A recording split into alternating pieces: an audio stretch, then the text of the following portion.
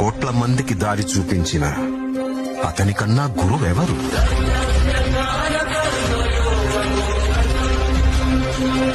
చూపుతోనే మనసులోని మాట చెప్పే అతనికన్నా గొప్ప సైకాలజిస్ట్ ఎవరు? ధర్మం కోసం యుద్ధం చేయమని చెప్పిన అతన్ని మించిన వీరుడెవరు?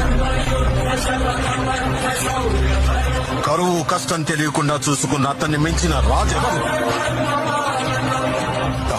Fighter, singer, teacher, warrior, what not? He's everything. His aura is eternal. He's more than God to me. I worship His excellence.